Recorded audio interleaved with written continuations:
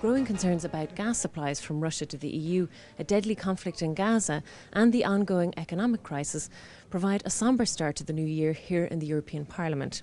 6 months ahead of the European elections in June, EPP-ED Chairman Joseph Daul is holding a press conference today in Brussels to outline the centre-right's policy on these and other priorities for 2009.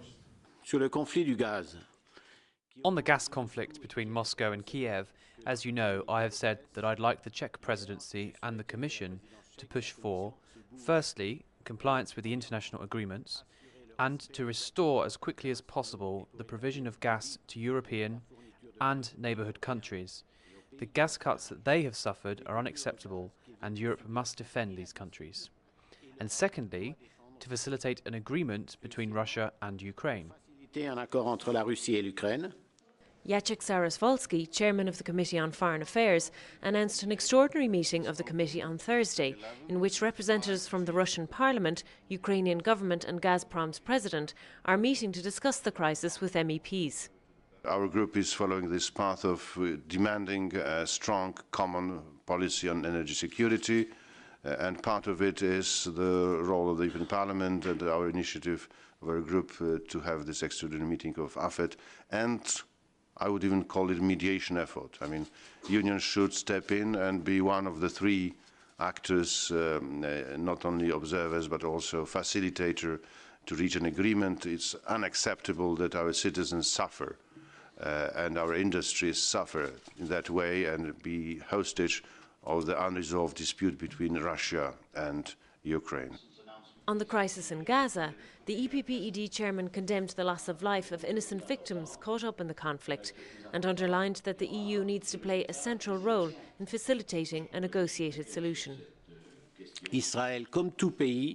Israel, like any country, cannot forever accept to see their fellow citizens killed and injured every day by rockets fired on civilians by a terrorist movement.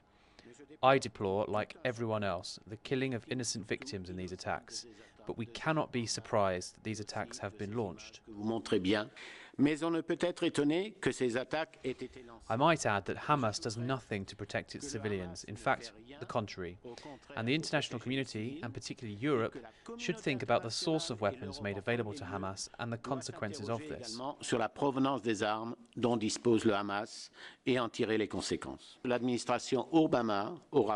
Obama administration will have much to do on the domestic level, and I do not believe that external policy will be the #1 concern of the new occupant of the White House. It is therefore incumbent upon Europe to get to work with all parties to the conflict to try and find a lasting solution to a crisis which affects the populations directly concerned, but also the stability of the entire region and the world. Finally, Mr. Daul underlined that in a world which faces these kinds of challenges, it is the family of the centre-right promoting a strong and united Europe which can provide real political solutions. We believe that the defence of the social model, which is essential, and which we have always supported through the social market economy, requires growth. Without growth, we cannot provide social protection. This is what the socialists continue to fail to understand 20 years after the fall of the Berlin Wall.